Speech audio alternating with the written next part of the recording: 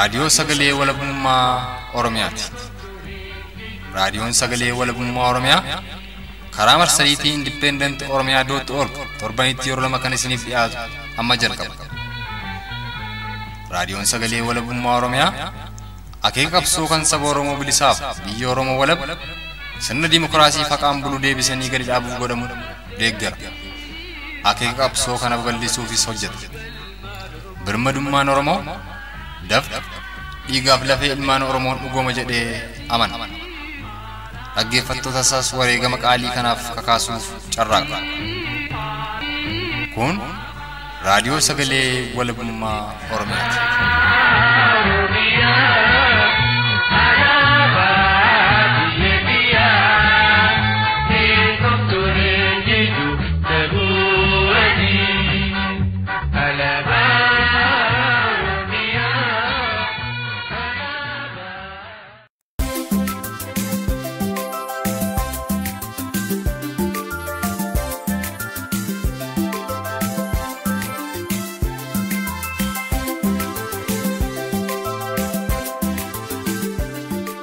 Fagoof dhiyoorraa nu dhaggeeffachaa jirtan hundatti nagaan keenya sinaa qaqqabu dhaggeeffattoota keenya Gagabbooyyuu Bitootessa 12 bara 2016 keessummeessaan keessan guyyaa har'aa ani Bulii Bakkooti.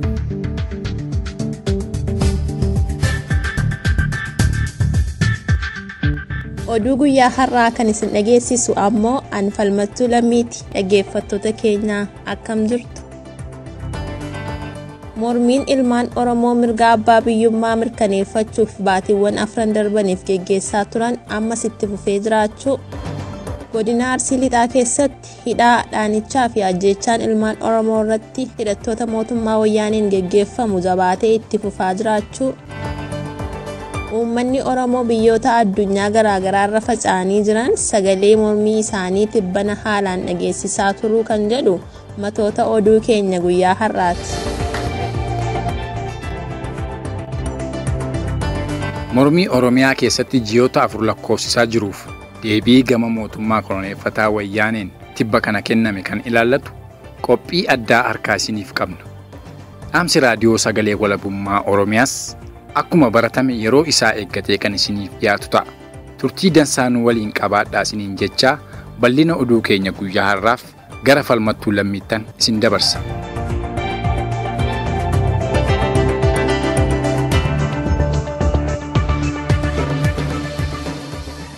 Mormiin uummatni Oromoo mirga abbaa biyyummaa isaa mirkaneeffachuuf walitti fufiinsaan baatiiwwan 4 darbaniif geggeessaa ture ammas jabaatee godinootaa fi magaalota Oromiyaa garaagaraa keessatti itti fufee jiraachuun beekame.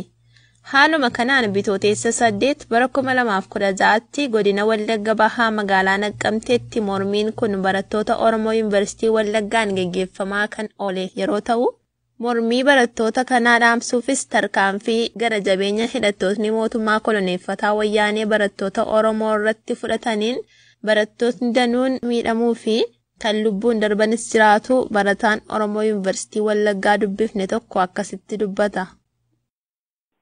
Mormiin kun akkuma yeroo darbeessuuf yaalle gaafa 3 geggeeffamee ni ture. Sana booddee gaafa 8dha. Mormiin sun kan adeemsifame Maartii 8 2016 yeroo barattoonni walitti gurmaa'anii gaaffii isaanii karaa seera qabeessaan qaamaan gara qaamni ilaallatutti dhiyeeffachuuf deemaa jiranitti faana biyyattiidha gargar bittinneessuuf sochii godheen barattoonni baay'ee miidhamanii baay'eenis immoo hospitaala jiru baay'eenis gara mana to'annaa yookaan mana sireessaatti kan geeffaman ta'uudha kan nutti mul'atu. Sanumarraan illee kan wal qabate barattoonni yaada ibsachuu qaban otoo hin ibsataniin duradha. Haalli mormii isaanii dhaadannoo sun qabantu akkuma yeroo darbe barattoonni dhaban gadi nuufaa dhiifamanii mirgi abbaa biyyummaa keenyaa nuufaa kabajamu gaaffii jedhuuf kan kana fakkaatan ture. Barattoonni baay'een doomii keessattidha kan isaanii lolchiisanitti riyootanii jechuuf isaanii baay'een immoo dirree marratti ture. Haalleen kun akkuma jirutti tuuta'anii jiranii guyyaa gaafa Maartii 9 2016 barattoonni mormii isaanii bifa nyaata lagachuudhaan mul'isaa kan turani. daree barnootaa illee seenaa jedhanii barnoota lagachuudhaan mormii isaanii kan itti fufan ta'uu argaa jira. Mana yaalaatti yaalamaa jiru. Ammammaatti barattoonni 3 lubbuun darbeera jedhamaa jira. Maqaa barattoota kanaa argachuu hin dandeenye. ID kaardii isaanii battaluma isaan du'anitti keessaa gatii fuudhamuuniif eenyummaa isaanii adda baasuun baay'ee ulfaataadha. Humnuma waraanaatiin kan isaan keessaa fuudhamani. Mormiin barattoota Oromoo Yuunivarsiitii Wallaggaa ilaa ammas itti fufee jiraatu. Barattootni mooraadhaa akka hin baane loltootaan dhorkamuu fi barnoonnis dhaabbatuu kan nuuf ibse barataan kun tarkaanfii humna hidhattoota mootummaa koloneeffataa wayyaaneen barattoota Oromoo Yuunivarsiitichaa irratti fudhatameenis barattootni danuun qaamaa hir'atuu agartuun dhangala'uu akkasumas kan wareegamanis jiraachuu erga dubbatee booda maqaa barattoota miidhaaf saaxilaman keessaas kan maqaa beeku kan eere barataan kun dhumarrattis rakkoolee mootummaan koloneeffataa wayyaaneen ilmaan Oromoo irratti raawwatamaa jiru nuuf ibsuun dubbiisaa golobe. Hangammaatti barnoonni waan itti fufe tokko yoo hin jiru barataanis mooraa gadhiisuu akka hin gadhiisne dirqama yoo godhaniyyuu barataan mooraa gadhiisee bahanii jira. Egaa akkuma beekamu barattoota 50 oliidha hospitaala kan seenanii jiranii isaan keessaa barattoonni baay'een miidhaa jajjabaan irra ga'e. Harki isaanii kan cabee kan naafatanii kan citee illee akkasuma ni jiru. Barataan isaanii lamaan keessaa barattoonni lamaan keessaa iji tokko keessaa baay'ee ilaaluudhaaf haala suukanneessaa kan ta'e hojii jajjabummaa kana irratti raawwate baay'ee ni argina. Barattoota sana keessaati muraasa barataa Malkaamuu Urgeessaa Araarsoo, barataa Dasaalanyii Tasfaa Galataa, barataa Mallasii Dhukam Booraa, barataa Gaaddisaa Addisuu, barataa Badhaasaa Margaa Dureessaa, barataa Dastaa Fiqaa Duwaagaa, barataa Rattaa Baqqalaa Ayyaanaa, Huseen Kadir Huseen Lalisaa Raffisaa Waaqtolee, Abtaamuu Tasfaayee Dajan, Biiftuu Hirphoo fi Gadaa Kumarraa kan jedhaman illee keessatti argamu. Ammaaf kan akka keenya gahan warra kanadha. Miidhaa jajjabaan warreen irra gahan jedhamanii kan argineef namoota beeknu jechuudha warri kunillee. Guyyaadhuma wal fakkaataa Bitooteessa 8 bara 2016 magaalaa Finfinneettis hiriirri mormii mirga abbaa biyyummaa Oromoo mirkaneessu barattoota Oromoo Yuunivarsiitii Finfinneen geggeeffamaa ooleera. Gabaasa dabalataaf Xiiqii Dhugaasaa. Bitooteessa 8 bara 2016 magaalaa Finfinneetti hiriirri mormii mirga abbaa biyyummaa Oromoo mirkaneessu barattoota Oromoo Yuunivarsiitii Finfinneen geggeeffame ooleera. Hiriira kanarraas kan qooda fudhatan barattoota Oromoo Yuunivarsiitii Finfinnee kiiloo 4 fi 6 yoo ta'an fulaan itti hiriiranis fuuldura embaasii Ameerikaa magaalaa Finfinneetti argamutti ture. Maaliif bakkas akka filatan akkaataa hiriirichaa fi kaayyoo hiriirtotaa maal akka ta'e barataan Oromoo Yuunivarsiitii Finfinnee hiriiricharraa qooda fudhate tokko akkanatti raadiyoo sagalee walabummaa Oromiyaaf ibse. Hiriirri magaalaa Finfinnee keessatti guyyaa 2 dursan jechuun maartii akka lakkoofsa Firaansiitti gaggeeffame. Barattoonni Yuunivarsiitii Finfinneetti baratan keessattuu barattoonni Yuunivarsiitii kiiloo 6 akkasumas barattoonni Yuunivarsiitii Afuriiraati hiriira kanarratti hirmaatanii jiran. Akkaataan ka'umsa hiriira kana barattoonni wanta kana guyyaa hiriira kanaa dura haala adda addaan seensitiivii ta'een walitti himanii wal hubachiisanii haala ittiin qabatanii turan. Akkaataan itti gadi ba'umsa isaa garuu barattoonni kun erga infoormii ta'anii waa'ee wanta kana hubatanii qophaa garaagaraa gara imbaasii Ameerikaa kan naannoo Shiroomeedaatti argamu achitti akka argamanii walitti himanii bishaan ta'an. Sana booda achitti wal ga'anii tokko tokkoon hundumtu garaagaraa bahanii fi tokkoon tuuta uummatanii tuutaa gurmuudhaan kan dhaadannoo jalqabanii jechaadha. Beekama kaayyoon barattoonni achi dhaqanii imbaasii Ameerikaa fuulduratti hiriira bahu amma dura wanta akkasii biyya kana keessatti kan baratamu hin turre. Garuu kaayyoon guddaan isaan bifa kanaan deemanii fi inni guddaan isin jalqabaa barattoonni yuunivarsiitii yeroo baay'ee kan isaan gaaffii geessanii pirezidaantii yuunivarsiitaatis kan jechuun wanta mooraa keessatti limitid ta'e ture amma dura kan beekamu jechaadha. Kanarraa deebii wanta dhabaniif tarii imbaasii Amerikaa biyya keenya akkam fuulduratti yoo ba'anii karraan gurra uummata addunyaa gahu ni bal'ata kan kanarratti dhalantaa yaadannee jira kan jechaadha. Ammallee agaragari pirezidaantii biyya biyyattii kan isaan dhaabatanii immoo deebii kan argachaa turanii deebii bichaa hidhaafis maqaan dura baratanidha jechaadha. Gaafa deebii kan dafne erga ta'e baasii geessee kana jechuun dhiyeenyatti argama kan kaampaasii biyyaatti dhiyaate kan argamudha. Daganii yaada hirachuudha kan isaan murteeffatanii jechaadha. Akka barataan kun jedhutti hidhattoonni mootummaa koloneeffataa wayyaanee battalumaa barattoonni Oromoo Yuunivarsiitii Finfinnee fuuldura imbaasii Ameerikaatti walitti dhufuun dhaadannoo isaanii dhageessisuuf eegalaniin biraan ba'uun barattoota erga bittinneessanii booda imbaasii Ameerikaa irraas lafa hiixuun erga baasanii dhaanichaan akka muddanii fi barattoota Oromoo lakkoofsaan 50 ol ta'anis innasuma to'annaa jala oolchuun mana hidhaatti akka darbatan dubbata. Wayita barattoonni achi ga'anii jalqaba kan nuti poolisoonni Finfinnee kan jiraatan hin jiru. Naannoo kana jiraatan kan hin jirne dhufanii barattoota kana bitanii ilaalanii jechuudha. Akkasuma yeroo sana gara hojii federaalaatti poolis ta'ee mooraan poolisii federaalaatti naannoo sanatti dhiyoo waan ta'eef jalqabama kanatti ta'anii dhufanii barattoota kana bitanii jalqabanii jechuudha. Erga barattoonni bittiin ba'anii booda barattoota tokko reebita jalqabanii gara imbaasiirraa erga bittiin ba'anii gara gadiitti barattoota reebii jalqabanii bittii jalqabanii barattoonni reebita isaanii biraa madaa'an bittiin jiru jechaadha. Gara hidhaatti yoomtii deemuu mataa isaanii ammaa sadarkaa qabaachuu baatu barattoonni 50 akka mana hidhaa garagaraa jiran ta'uu sadarkaa qabu jechaadha. Mootummaa koloneeffataan wayyaanee mormiin uummatni Oromoo mirga abbaa biyyummaa isaa mirkaneeffatuuf godhu itti jabaatuun erga ifatti Oromiyaa bittaa loltoota jalatti galchee bubbuluun isaa kan beekamu yeroo ta'u haaluma kanaan kan walqabatus godinoota Oromiyaa garaagaraa keessatti dararaa ajjeechaa fi hidhaan kan duraarra Oromootatti jabaatee jiraatuun beekame. Gabaasa dabalataa Xiiqii Dhugaasaatu harkaa qaba.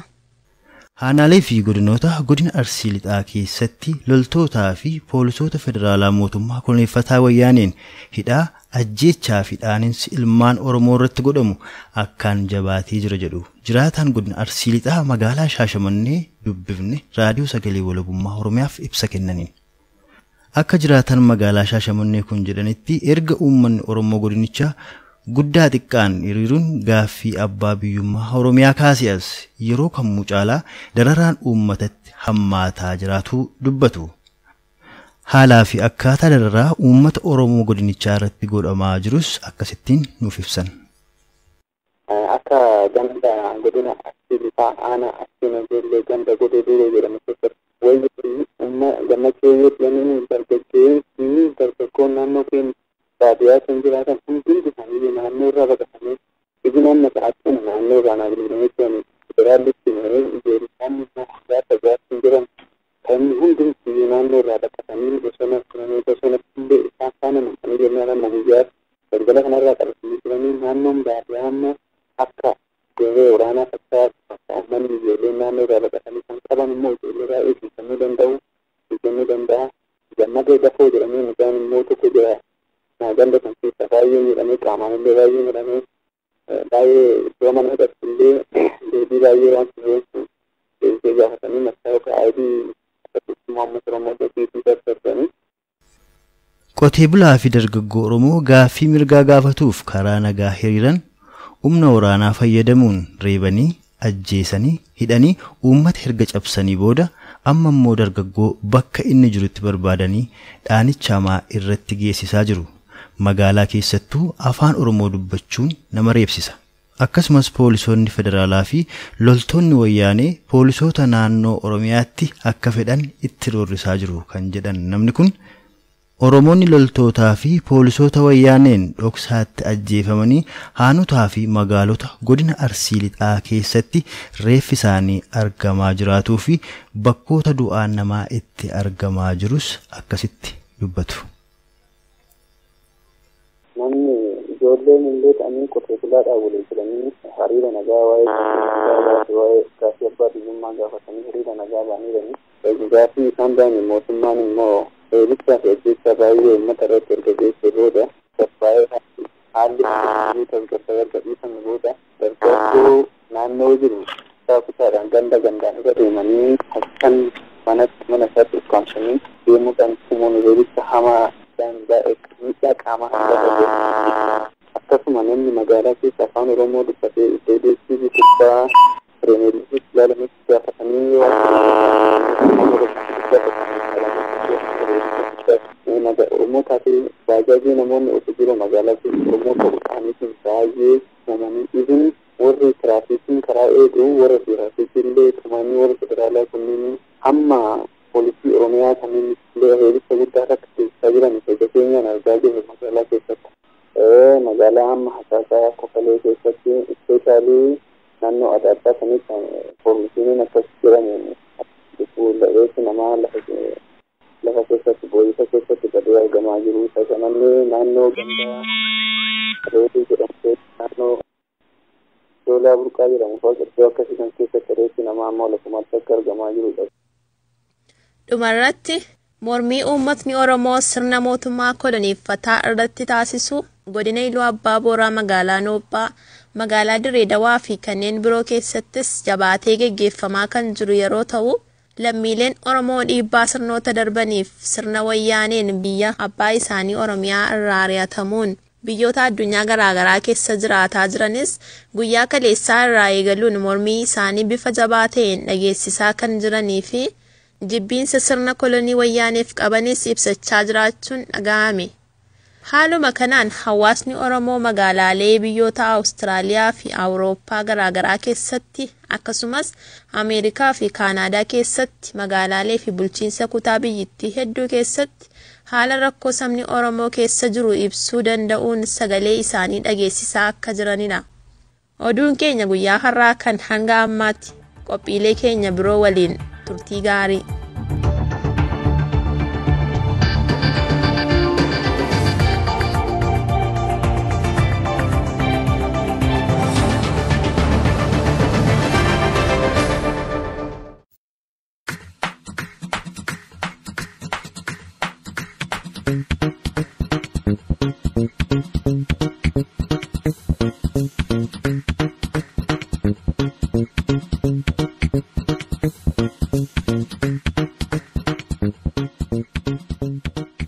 Mormiin Oromiyaa keessatti ilmaan Oromoon eegalame baatilee afuriif osoo walirraa hin citin jabaatee itti fufaa jiraachuu fi baatilee afran darban kana keessattis mormii kana ukkaamsuuf akkasumas dhabamsiisuuf gama mootummaan tarkaanfilee jajjaboo fudhachuuf ibsoota adda addaa yeroo garaagaraatti baasuun yaalii hedduun godhamaa kan ture ta'ullee yaaliiwwan kun mormii eegalame kana hambisuu kan hin dandeenye ta'uun isaa hin dagatamu.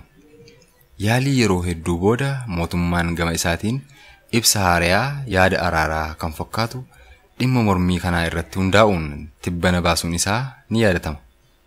Nutis haaluma kana irratti hundaa'uun ibsi mootummaan baase kun hiika akkamii qaba? Gaaffii uummatni Oromoo dhiyeessee jiruufis deebii ta'uu ni danda'a kan jedhu barsiisaa yuunivarsiitii Haromaayaa nageenya isaaf jecha eenyummaa isaa nuuf ibsuu hin feene tokko waliin marii gabaabaa taasifnee jirra. Muuziqaa gabaabaa kanaan gara keessummaa keenya guyyaa har'aatti waliin haa ceenu.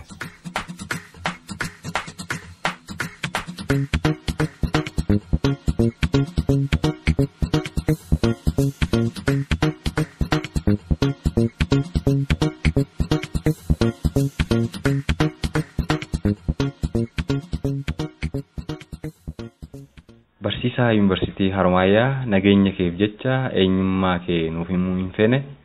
Waamicha keenya kabajuun gaaffiif deebii kana nu waliin taasisuuf hayyamaa ta'uu keef maqaa dhaggeeffattoota raadiyoo sagalee walabummaa Oromiyaatiin guddoon si galatoomfadha. Tolee, carraa kana naa kennuu keetiif baay'ee galatoomii jechuun barbaadaan dhufe. Tolee egaa akkuma beekamu uummatni Oromoo ji'oota afuriif walitti fufuun mormii jabaa godinaalee Oromiyaa hunda keessatti taasisaa akka jirudha. Mee ka'umsa akka nuuf ta'uuf jecha gaaffiin uummatichi baatilee kana arfan kana keessatti dhiyeessaa jiru kan barattootni Oromoo mooraa yuunivarsiitii Haromaayaa keessattis haa ta'u kaampaasilee biroo keessatti kaasaa jiran maal kan jedhudha? Dhaggeeffattoota keenyaaf qooduu ni dandeessaa? Akkuma amma atis kaastee jalqabarratti ji'oota afuriif walitti fufiinsaan uummanni Oromoo mormii guddaa kan gaggeessaa jiru bahaaf lixa kaabaaf kibba iddoo hundumaatti jechuudha. Oromiyaa mara keessatti kan inni gaggeeffamaa jiru. Gaaffiin uummanni Oromoo kaabaaf kibba bahaaf lixa irratti kaasaa ture hedduun isaa wal fakkaata. Gara jalqabaa irratti dhimma maaster pilaaniitii wajjin kan wal qabate illee haa ta'uyyuu maleessaati. Gaaffiin kun inni maaster pilaanii immidiyeet koozii yookiis kan wanti sun irratti ka'edha malee ruut kooziin pirootestii yookiis mormii kanaa wantoota kan biraa. Gaaffiiwwan kana keessaa akkuma amma kaasuuf jette tokkoffaan waa'ee mirga abbaa biyyummaati. Mirga abbaa biyyummaa gaafa jennu wantoota hedduudha kan inni of keessatti qabatee jiru. Biyya keenya irratti ofiin of bulchuu danda'u. Qabeenya keenya ofiin ajajuu danda'u. Qabeenya keenya irratti namni biraa nuuf ajajuu utuu hin taane ofii keenyaan irratti ajajnee sabni keenya bu'aa qabeessa akka inni ta'u kan agarsiisudha. Kanaaf gaaffiin inni jalqabaa isa kanadha. Inni kan biraan waa'ee iddoo garaa garaatti Oromiyaa bakka hedduu keessatti saamicha lafaadha kan gaggeeffamaa jiru. Eenyutu saamaa jira kan jedhu kanaaf immoo inni kun baay'ee ifaadha. Namoonni lafa saamaa jiran abbootii qabeenyaa warra Tigraayidha isaanidha kan investiroota biyya alaarraa dhufanii. Isaan kanadha jechuudha isaan gaggeessaa kan jiru. Kanaaf laandi gireebingii yookiin inni kun akka dhaabbatudha. Gaaffiin uummanni Oromoo kaasaa ture inni kan biraani.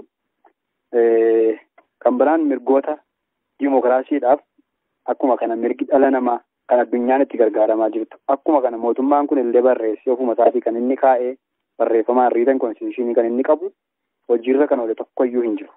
Dhalli namaa mirga dubbachuu qaba, mirga falmachuu qaba, mirga hiriira nagaa bahuu qaba, mirga gurmaa'ee waan dhaaba siyaasaa barbaade deeggaruu qaba.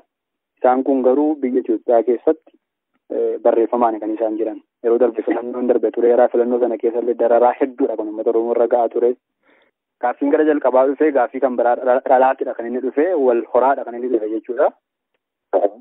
Baay'inaan akkan sila sii kaasuuf yaadetti baay'inaan beektonni Oromoo barattoonni Oromoo hedduun isaanii mana hidhaa keessatti dararaa guddaa kan isaan argaa jirani. Kanaaf gaaffiiwwan ji'oota arfan kana keessa ka'aa turan keessaa isaan kaan namoonni mana hidhaatti galanii turan akka isaan hiikaman. Akkuma kanallee mormii kana keessattis namoonni du'an sirriitti kompenseeshinii sirriin akka kaffalamu. Namoonni ajjechaa kana raawwatan immoo gara seeraatti akka isaan dhiyaatan. Ajjechaa kana immoo gaggeessaa kan turanii akka isaan qorataman qaamni walaba ta'e akka inni wanta kana qoratee dhiyeessuuf gaaffii uummanni Oromoo iddoo hundumaatti kaasaa ture keessaa isaan qabamuu danda'anidha jechuudha. Dhugaadhumatti gaaffileen ijoon kana turan. Haa ta'u atis quba qabdan se'a bitootessa 15 bara 2016 jechuun guyyaa gaafa qibxata darbee mormii Oromiyaa keessatti adeemsifamaa jiru irratti Ministeerri Muummichaa Itoophiyaa obbo Hayilemaariyaam Dassaaleeny yaa'ii paarlaamaa Impaayerittii irratti ibsa laachuun isaanii ni yaadatama. Mee ifa akka ta'utti dhaggeeffattoota keenya gurra habusnu. Sagaleen isaanis kunooti.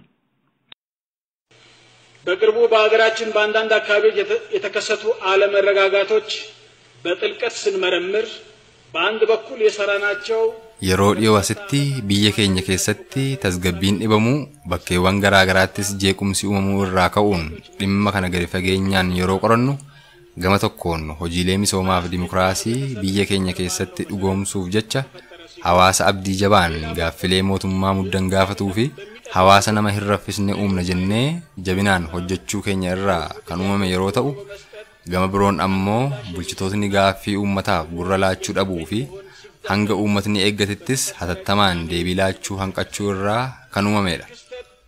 Kanarraa ka'uunis Oromiyaa bakkeewwan hedduu fi naannoo Amaaraa keessatti akkasumas kutaalee biyyattii biroo keessatti walitti bu'iinsaaf tasgabbii dhabuu uumameef itti dabalataan sababa biroo osoo hin dhiyeessin hanqina bulchiinsa gaarii irraa kan ka'e uummatni hadheeffannaa waan qabuu fi bakkeewwan hedduu keessattis ga'umsaan hojiin kan hin uumamneef ta'uu irraa kan ka'e baay'inaan mormii kana keessatti kan hirmaate dargaggeessa ta'uu hubachuun barbaachisaadha.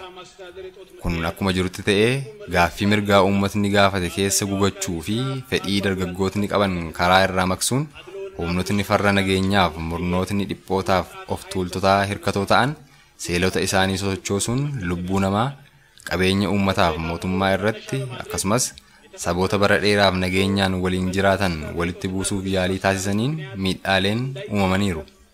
Garuu hubannoo argachuu fi haala kanas dhaabuuf sochii uummatni taasiseen nageenyi waaraan argamee jira. mootummaan federaalaas wantoota uumaman kanaaf uummata biyyattii jabeessee dhiifama gaafata. Itti dabalataanis mootummaan federaalaas ta'e kan naannolee humnoota farreen nageenyaaf murnoota isaanii irratti tarkaanfii ilaalessaa keessa deebii hin qabne fudhachuu jabeessee kan itti fufu ta'a. የማያዳግም እርምጃ መውሰዱን አጠናክሮ የሚቀጥሉበትም ይሆናል። Gabaabamatti ibsi muummichi ministeeraa Impaayiritti kennan kana fakkaata. Mee ati ibsa isaanii kana akkamitti ilaalta? Deebiin isaan kennan kun hagam gaaffii uummatni Oromoo dhiyeessaa jiran har'aaf deebii ta'uu danda'a jetta? Tole egaa akkuma jette anis ibsa isaan baasan kana hordofeen jira. Miidiyaa biyyattii anillee darbaa ture. Gam tokkoon yeroo darbee gaaffiin kun gaaffii uummataa akka hin taane dubbachaa olii isaanii gidduutti garaagarummaadha kan agarsiisu. Qaamni mootummaa inni tokko humnoota badiidha kan kana dalage yeroo jedhu, qaamni mootummaa gar tokko immoo deebisee dhufee gaaffiin kun gaaffii uummataati, gaaffii sirriidha, nu keessa rakkoon jira gaafa jedheedhu isaan mataan isaanii iyyuu rakkoo guddaa keessa akka jiran, kisaaraa siyaasaa guddaa keessa galan akka isaan jiran kan inni agarsiisu. Laali isaan kan isaan jechaa jiran gaaffiin uummanni kaasaa ture iddoo lamatti akkuma kan isaan samaraa jiran lafa kaa'anii inni tokko bulchiinsa gaariidha jedhanii inni kan biraan immoo hojii dhabdummaa amma biyyattii keessatti gaggeeffamaa jirudha jedhan. Kun akkaataa xiinxala isaaniittidha. Xiinxala isaan kaa'an lafa kaa'atanidha. Maleessaati yookiis gaaffii uummataa maqsuufidha jechuudha. Gaaffii uummanni gaafachaa ture maqsanii gara isaatti deebisudha. Gaaffii uummanni gaafate jalqabarraa kaasee biree dubbachaa ture gaaffii kanaa miti. Bulchiinsa gaarii aksuwaalii isaan keessa qabamuu ni danda'a. Inni kun beekamaadha. Yeroodhaa gara yerootti nama geeddaree isaanis hojjeta. Xinnoo hojiillee jiranis akkuma jiramee hojii dhabdummaan biyyattii keessatti baay'inaan mul'achaa jira. Garuu hojii dhabdummaa miti root kooziin wanta kana fide hojii dhabdummaa bulchiinsa gaarii kan jedhamu kana irra hin taane rakkoowwan sila uummanni Oromoo rakkoo kanan qaba jedhee kan inni kaa'aa ture jiru jechuudha. Ibsi isaan baasan kun ibsa furmaataaf dhufe osoo hin taane ibsa ittiin qabsoo uummanni Oromoo amma gaggeessaa jiru gara dabarsuuf dhufeedha jedheen fudhadha walumaa galatti jechuudhaani. Maalirraa kaastee akkas jette hojjette tokkoffaa yeroon itti wanti kun kennamuuf malee baay'ee darbeera. Yeroon itti waan akkanaa dubbatamu kun baay'ee yeroon isaa irra darbee jira. Inni kan biraan mootummaan federaalaa dhiifama gaafataa kan jedhullee adda baasanii dubbatanii turanii. Dhiifama kan gaafatamu afaaniin miti yookiis afaaniin achirra taa'amee uummata hamma kun erga du'e dhiifamni akka kanatti gaafatama miti. Kanumaayyuu kan si dhibu guyyaa isaan dhiifama gaafatan kanarrallee uummanni Oromoo iddoo hedduutti reebamaa dararamaadha kan inni oole. Guyyaa isaan kana haasaan mana mootummaa kana keessatti guyyaa isaan kana haasaan uummati dararamaa reebamaadha kan inni oole. Kun maal agarsiisun waan isaan dubbatan sun naachuraadha kan hin taane yookiis fakkeessaa kan ta'edha kan inni agarsiisu. Kuni tootaalii furmaata ta'uu hin danda'u. Gaaffii amma kaa'aa ture wajjiniin kan wal qabatu miti deebii ta'uu hin danda'u jechuudha. Sababni isaas gaaffiin uummanni Oromoo kaabaaf kibba bahaaf irratti kaasaa ture. Waa'ee dhiifama gaafachuutu hin taane gaaffiiwwan sun root kooz warri nu jennu sun hamma furmaata argatanitti abbaan fedhachi as ba'ee namaan waan akkasii balleessee dhiifama kan jedhamu osoo hin taane dhiifamni sun siistamiin isaa geeddaramuutu irra jiraata.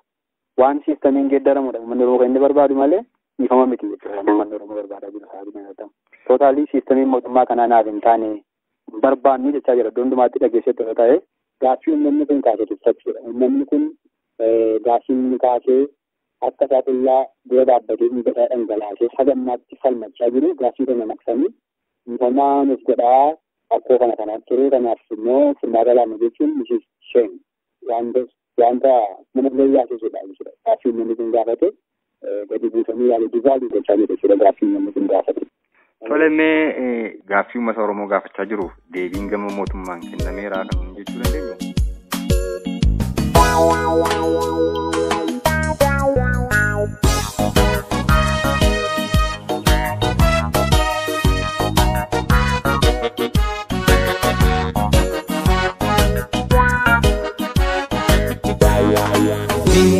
Wanu fintane dinne Gabrumma baju dadabne Dinne misomango omu dinne Dinne mukeni nulane Daga tulu dinne keessa nu hin baafne dinne abbaan lafaa hiyyoomne eenyu kan misoome dinne misoomaan gowwoomuu dinne finne hin kenni nu laanne.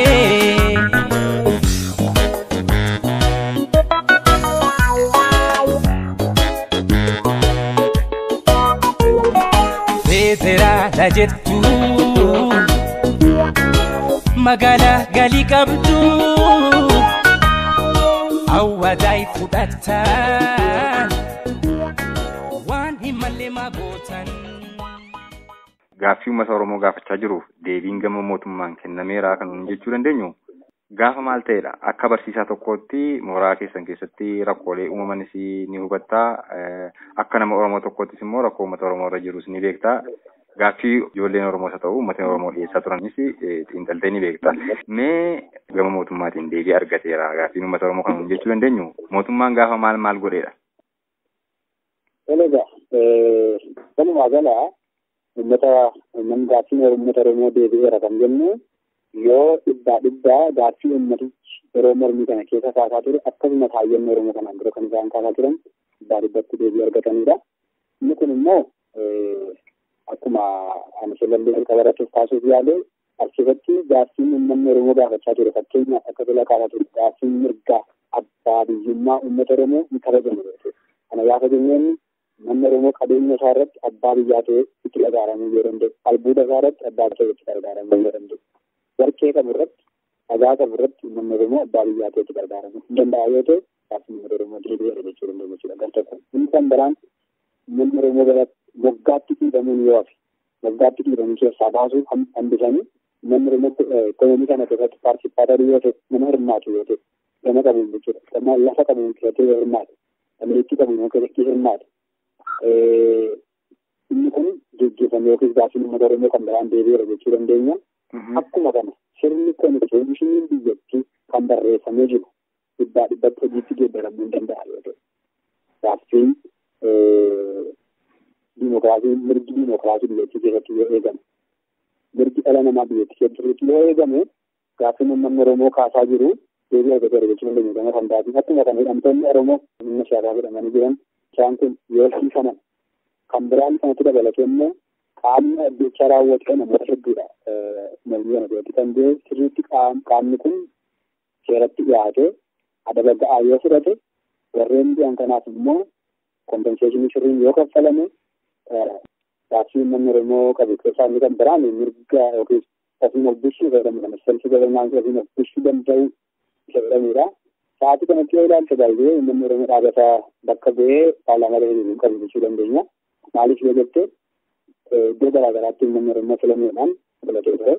Haa ta'u malee isaan kun yeroo bifa garaa garaatiin sodaan waliin ta'uudhaan qaama kan biraadha jechuudha. Bakka bu'ee kan jiru. Qaamni bakka bu'ee hin jira jedhu immoo uummanni Oromoo dhibbaan bakka bu'ee bulchuu danda'an jiru. Maaliif isaan kana kan gaggeessu qaama biraadha jechuudha. Kanaaf akkasuma bulchuu gaafa jennuun immoo uummanni sun ofii isaatiin siree ofii isaatiin murteeffachuu danda'u.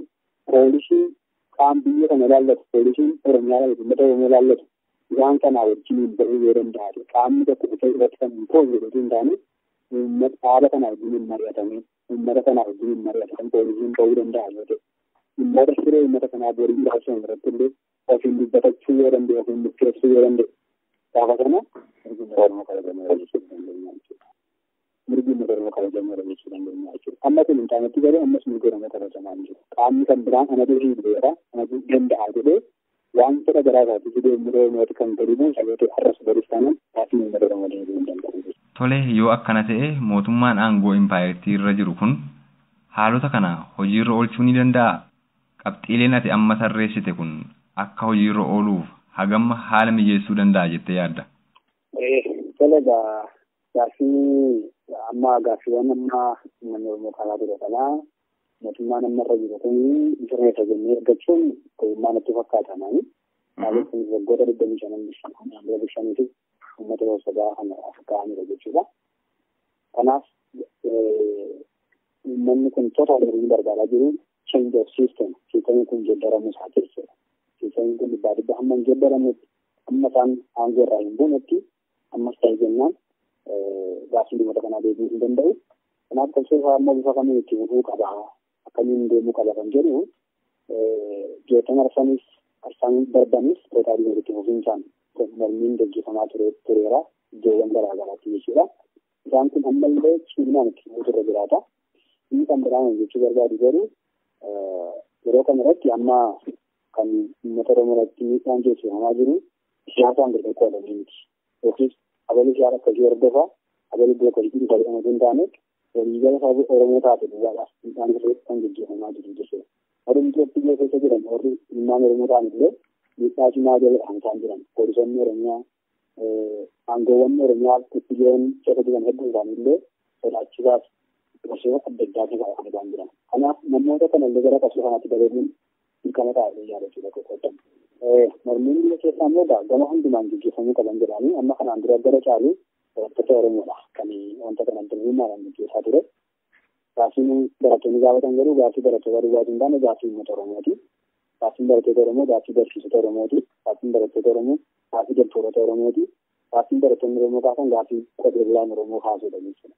Kanaaf qaamni Oromoo dhaabbileen amantaallee jiran jechuudha. Hundumtuu iddoo garaagaraatti namni mootummaa keessa kan hojjetan daldaltoonni warri amma gara gadi jiran garaagaraa amma daldalaa jiranitti irratti hirmaachuudhaan karaa ittiin siistamii kana kusturan irratti hojjechuun garaagaraatidha. Karaa ittiin siistamiin kun kufu barattoota qofaa irratti ilaaluu hin taane qaama mootummaa keessallee kan hojjetan iddoo garaagaraa kan jiran hundumtuu qabsoo kana irratti yoo hirmaatan namni Oromoo hundumtuu gaaffii kun gaaffii hodhee yoo gaafate barataan barsiisaan Oromoo gaafa barataan Oromoo ka'u yoo duukaa ta'e hospitaala kan ta'e doktoronni Oromoo yoo duukaa ka'an yoo falman iddoo hundumaatti waa'ee uummata Oromoo yoo dubbatanii sirni kun galagaluunsaa baay'ee yeroo gabaabaa gadi ta'uu danda'a. Kanaaf kallattii hundumaan qabsoon akkuma amma jalqabe kanatti sanas haala harka wal qabatee gabaabaa balaan jira.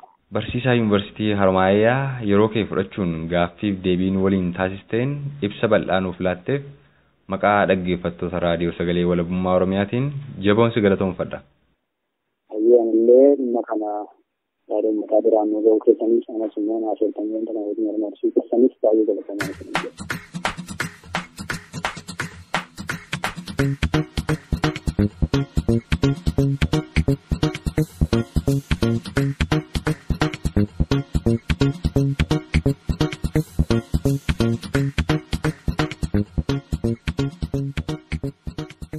Eegala sagantaa keenya irraa kaasuun turtii haga ammaan waliin qabaataa jirtaniif guddoo isin galatoomfanna dhaggeeffattoota keenya. Amma kan isiniif dhiyaatu dhaamsa raadiyoo sagalee walabummaa Oromiyaati. Anis sagantaa keenya yeroo biroon walitti deebinutti nageenyaan isiniif hawwa. Dhaamsa raadiyoo sagalee walabummaa Oromiyaa guyyaa har'aaf odaa sabaa kunooti.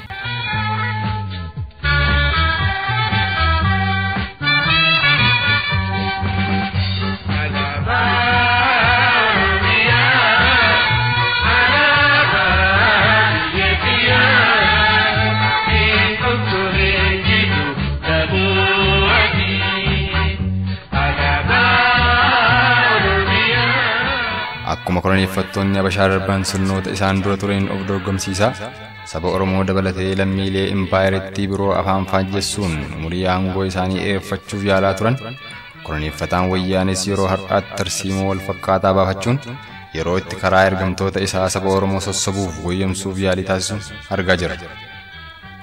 Qabxiilee ijoo koloneeffataan kun sirnoota darban waliin wal bira of qabuun tarreessuu fi sirnoota darban hunda keessaa mootummaa saba Oromoof filatamaa ta'uu isaa ragaa inni dhiyeessuuf yaalu inni dura heeraaf seera impaayiritti bifa dantaa fi mirga nama dhuunfaaf waloo kabachiisuu danda'utti bocuun hojiitti hiikuu fi sabni Oromoos isa yeroo kamii caalaa sirna isaa kana keessatti fayyadamaa ta'ee akka jiru ibsuu yeroo ta'u inni lammeessoof yeroo ammaatti wayyaanonni lallabaa jiran ammoo guddina diinagdee impaayiriittiin biyya Itoophiyaa jedhamtu galmeessite babal'ina hojiilee misoomaa taasifame kanneen akka babal'inaaf haaromsa daandiiwwanii manneen barnootaa babal'achuu tajaajila ifaa fi quunnamtii itti dabalataanis ijaarsa gamoolee gurguddoo yookaan guddina magaalaalee Oromiyaa akkasumas babal'ina industirii biyya Oromiyaa fi impaayiriitti keessatti mul'atee fi ijaarsa siidaalee gootota Oromoo fakkeenya fudhachuun guddinni jijjiiramni argame kun bu'aa sirna isaa irraa akka ta'e dhugoomsuuf yaaludha. Qabxiilee armaan olii lamaan keessaa kan lammeessoo irratti yeroo xiyyeeffannu Jijjiiramni impaayiriitti keessatti bara sirna koloneeffataa wayyaanee argame kun jireenya saba Oromoo hagam fooyyessa jedhanii ilaaluu fi bu'aa guddinni argame kun saba Oromoo buuse tarreessuun ni danda'ama. Innis babal'inni industirii fi ijaarsi gamoolee impaayiriitti keessatti mul'achaa jiran Oromiyaa giddu gala haa godhatu malee bu'aa hojiin misoomaa kun argamsiise yoo ilaalu qotee bulaan Oromoo lafa isaa irraa beenyaa malee buqqifamuun mana maleeyyii ta'anii warshaalee industirii kanaa keessatti hojjetaa guyyaa ta'anii jiraachuu, sababa rakkoo dhalateen ilmaan isaanii barnoota dhiisanii magaalaatti galuun hojiilee jireenya isaanii qummuunsu dalaganii jiraachuuf dirqamuu akkasumas dhukkuba baraaf saaxila ba'uudha. Babal'inni hojii daandilee fi tajaajilli ifaa impaayiriitti keessatti babal'ate kan qonnaan bulaan Oromoo carraa ittiin oomisha isaa gabaatti dhiyeeffatu bal'ise, kan daldalaan Oromoo hojii bittaaf gurgurtaa isaa saffisaan akka taasisuuf akkasumas hojiilee haaraa uumuuf odeeffannoo wayitaawaa argachuuf carraa saaqe osoo hin taane kan carraa daldalaan Oromoo dorgommii keessaa ittiin baafamu bal'ise, kan qonnaan bulaan Oromoo oomisha isaa itti joore haqa maleeyyiin saamamuuf haala mijeessee fi kan albuudaan biyya Oromiyaa keessa jiru wayyaanotaan dhuunfatamuuf daandii saaqe ta'uun bu'aa misoomni kun saba Oromoof argamsiiseera. Babal'inni kolleejjotaa fi yuunivarsiitiilee impaayiriitti keessatti argamu har'aa bakka barataan Oromoo itti dandeettii beekumsaaf hubannoo isaa guddifachuun maatii biyyaaf ofii isaaf ta'u kan taasise osoo hin taane bakka barattootni Oromoo bu'aa qabeeyyii ta'an itti filamanii daandii irratti ajjeefaman, bakka itti kanneen dandeettiif beekumsa gaarii qabanii fi qabxii olaanaa galmeessan Oromummaa isaanii qofaan barnoota irraa hari'amuun ija maatii isaanii duraa dhokachuuf dirqaman ta'uu gochootni waggaa waggaan barattoota Oromoo irratti taasifamaa jiran ragaa ni ba'u. Guddinni diinagdee impaayiriittiin harka 10 qabxii 5 argisiiste jedhames dagaagina diinagdee kan jireenya lammiilee Oromoo fooyyessa akka hin taanee fi kan duroomina gurmuu wayyaanotaa irratti hundaa'e qofa ta'uu beela godinaalee Oromiyaa adda addaa keessatti bal'achaa jiruuf lammiilee Oromoo beela kanaan dhumaa jiran irraa dhugoomfachuun ni danda'ama. Walumaa galatti fooyyeensi diinagdee fi misoomaa impaayiriitti keessatti argamaa jiru hundi bu'aa dhiigni ilmaan Oromoo dhangalaafamu, lafa isaa irraa buqqifamuu qonnaan bulaa Oromoo, saamamuu qabeenya Oromiyaa kanneen akka gurgurtaa lafaaf albuudoota akka warqii, qaraxa, vaatii fi taaksii haqa hin taane daldaltoota, hojjettoota mootummaaf qonnaan bultoota Oromoo irraa saamame akkasumas saamiinsaa gahee hin qabne abbootii qabeenyaa Oromoo irratti gaggeeffame irraa kan argame ta'uu hubachuun danda'ameera. Haa ta'u malee guddina diinagdee impaayiriittiin argisiisaa jirtu keessatti biyyi isaa Oromiyaan saba tokkoffaa kan ta'e sabni Oromoo daawwataa guddina gurmuulee wayyaanotaa ta'ee jiraachuun kan nama gaddisiisu yeroo ta'u, itti dabalataanis daawwatama guddina bashoota kanaa ta'uun mirga taajjabaa ta'anii jiraachuu dhabanii lammiilee Oromoo ajjeefamaa jiran ilaaluun ammoo kan qalbii nama cabsuu fi onnee nama madeessudha. Dhimmi saba Oromoo guyyaa har'aa harkaa qabus sirna wayyaanee sirnoota bashaa darbanii wal dorgomsiisuu osoo hin taane gaaffiin saba Oromoo hagam deebii argate, mirgi ilmaan Oromoo hagam eegamaa jira kan jedhuu fi jireenyi ilmaan Oromoo hagam fooyyee kan jedhudha. Yaa saba Oromoo, duroominni wayyaanotni galmeessaa jiran har'aa haqa keessaamamaa jiru ta'uu hin dagatin. Guddinni gara fuulduraatti impaayiriitti keessatti mul'achuu danda'us kan jireenya kee fooyyessuu osoo hin taane kan gurmuu koloneeffattoota kee sirriitti goobsuu fi kan jireenya kee balleessuuf karaa saaqu ta'uu tilmaamuu irraa of hin qusatin. Ijaarsi siidaalee gootota Oromoo jedhamuun dhaabamaa jiranis sirna koloneeffattootaa darban balaaleffachaa waa'ee gootota ilmaan kee wayyaaneen ajjeefamaa jiran har'aa akkati dagattuuf kan taasifame malee gootummaa ilmaan kee kaleessaa yaadannoo seenaaf kaa'uuf yaadanii akka hin taane hin dagatin. Itti dabalataanis gochi koloneeffattoota wayyaanee har'aa tarsiimoon koloneeffattootni Habashaa kaleessaa Oromummaa dhabamsiisuuf mannaagaa ba'an bakka ga'uu waan hanqateef tarsiimoo fooyya'aa gurmuuleen kun bu'uura Oromummaa kan ta'e saba Oromoo lafa irraa dhabamsiisuuf kaayyeffatan ta'uu irra deddeebi'uun of yaadachiisi. Kanaaf biyya Oromiyaa walaboomsuun bilisummaa saba Oromoo hiika qabeessa dhugoomsuuf qabsaa'uun kaayyoof tarsiimoo Habashootaa kana kan hundeen dhabamsiisuu danda'uu fi kaayyoo haqa kaleessa dhabdeef har'as dhabaa jirtu ittiin gonfachuu dandeessu ta'uu of amansiisi, Oromoota biroofis dabarsi. Oromoon ni bilisooma, Oromiyaanis ni walaboomti. Raadiyoo Sagalee Walabummaa Oromiyaa.